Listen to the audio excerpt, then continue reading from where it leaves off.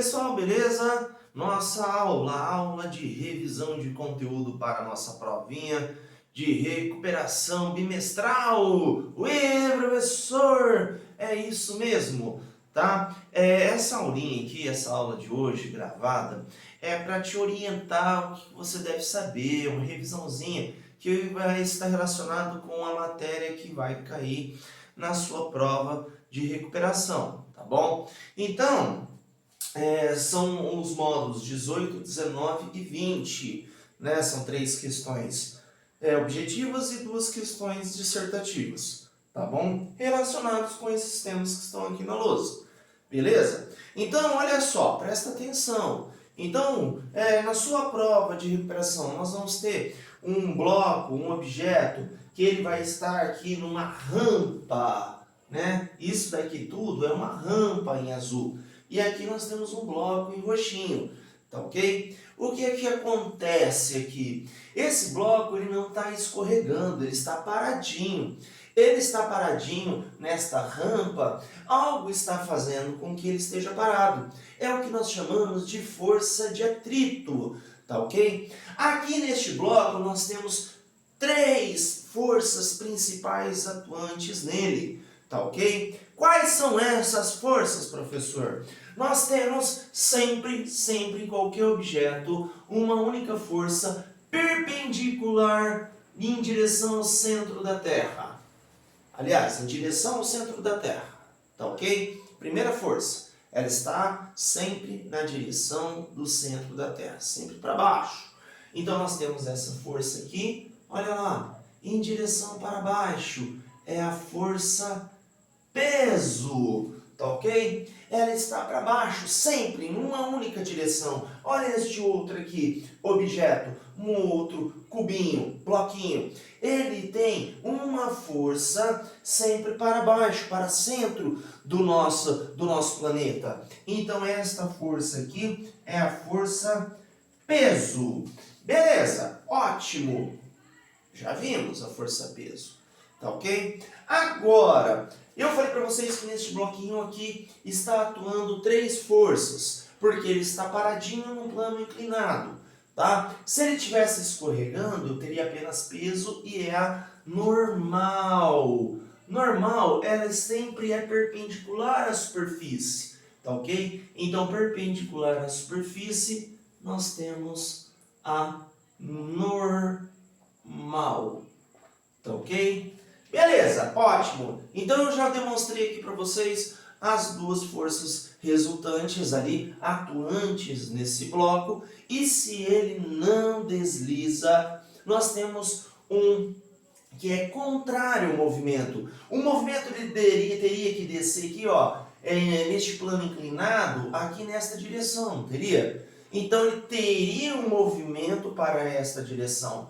Então, nesta mesma direção, só que no sentido oposto, eu tenho mais uma força. Então, em sentido contrário ao movimento que deveria ter, nós temos mais uma força, a força de atrito, tá ok? E ela é tão grande que não deixa o objeto cair, tá ok? Se ela fosse uma certa intensidade, mas não fosse suficiente para manter ele paradinho aqui, ele iria descendo mais assim, escorregando, meio que parando, mas ele não pararia, né? Então, se não tivesse força de atrito, fosse uma superfície polida, você solta o objeto aqui, ele escorrega imediatamente, muito rápido, muito fácil. Aí teríamos apenas 2 forças atuantes, a normal, perpendicular à superfície em que o objeto está, e a força peso sempre em direção ao centro do nosso planeta, tá bom? Direção à gravidade. 3 forças aqui então sendo representadas. Isso cai na sua provinha? Cai, claro que cai, porque não vai cair forças, vai cair sim. Outra coisinha que vocês devem saber, inércia. Inércia é uma teoria da física que diz o seguinte: todo corpo tende a permanecer em movimento retilíneo uniforme, sendo que não atua nenhuma força contrária a esse deslocamento. Então, se ele está numa velocidade constante e não tem nenhuma força de atrito, vento, nada contrário, aquele corpo vai continuar em movimento constante eternamente. Isso no espaço. Lá no espaço, se eu coloco um objeto em movimento, ele vai continuar eternamente em movimento. Já viram aquele astronauta que se tem um acidente, ele se desgarra e sai girando lá? Ele vai continuar girando eternamente no espaço. Porque lá nós não temos força de atrito, nenhuma força contrária ao movimento. Então ele vai continuar eternamente girando. Então aí você vai ver a teoria da inércia. Todo o corpo tende a permanecer em movimento uniforme sem que haja uma força contrária ao seu deslocamento.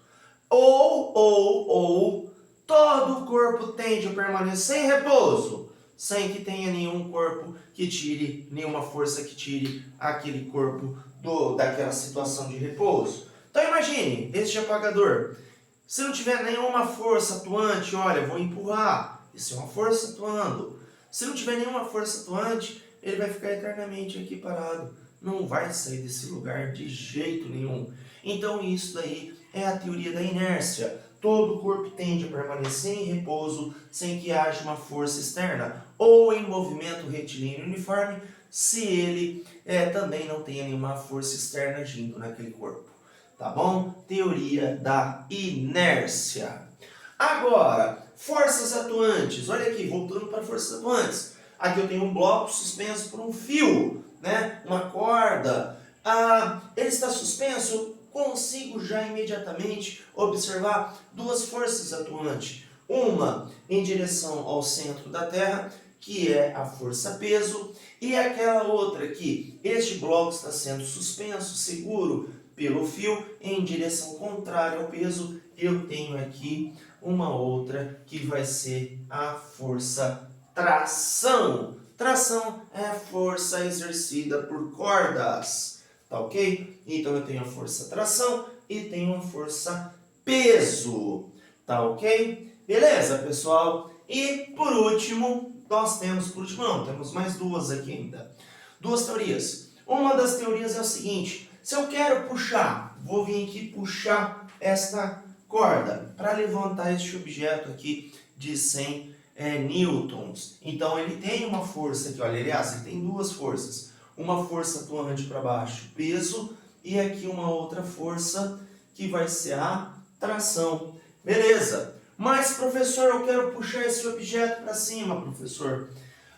Eu utilizei uma roldana fixa e uma roldana móvel. Eu vou ter que aplicar que força? Se você aplicou apenas a roldana fixa, você vem aqui e vai puxar aquele objeto, você vai ter que aplicar 100 newtons, exatamente a força peso, que é deste objeto. Simplesmente uma roldana fixa, ele pode mudar a direção, sentido, né? Na verdade, direção não, sentido de puxar a corda. Por exemplo, é muito mais fácil eu puxar essa corda para baixo para levantar esse objeto do que eu puxar ele para cima, erguer ele, né? Então é muito mais cômodo, então tem essa facilidade para a aplicação da força, mas a força aplicada vai ter que ser de 100 newtons. Agora, se eu acrescento nesse sistema uma roldana móvel, tá vendo? Aqui nós temos uma roldana móvel.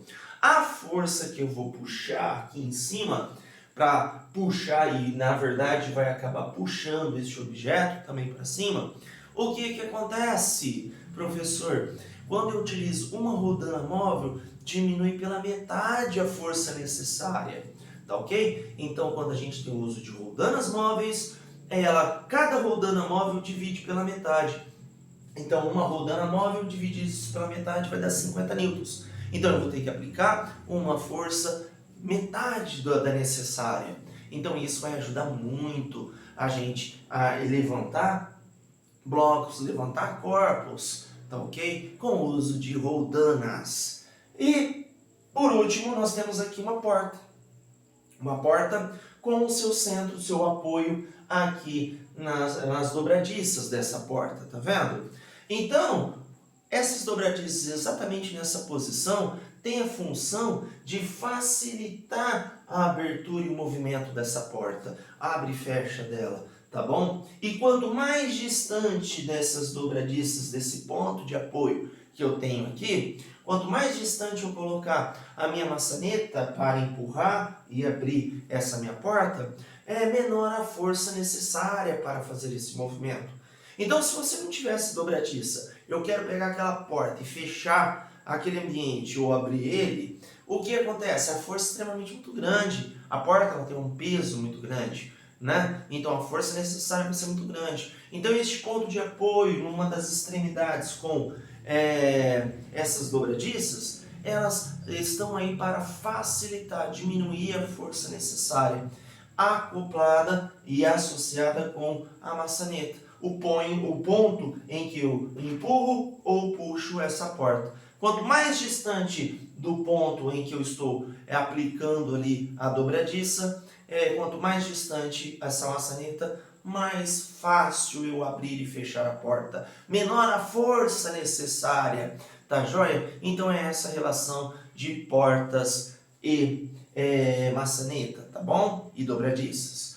Gente, é só isso que você tem que saber, né, da nossa provinha. Mais algum detalhezinho ou outro? Sim, claro, sempre tem alguma coisinha a mais que cai, mas no geral é isso. Então, já dá pra gente fazer aí uma revisãozinha legal, né? Foi feita aí uma revisãozinha legal do conteúdo que você precisa para a sua prova de recuperação. Lembrando que são os módulos 18, 19 e 20. Então estude, né? Aqui simplesmente a aula de hoje vai te auxiliar, vai te ajudar a fazer a provinha aí com maior facilidade, tá bom? Beleza? Um grande abraço e até mais, pessoal! Tchau, tchau, tchau e boa recuperação!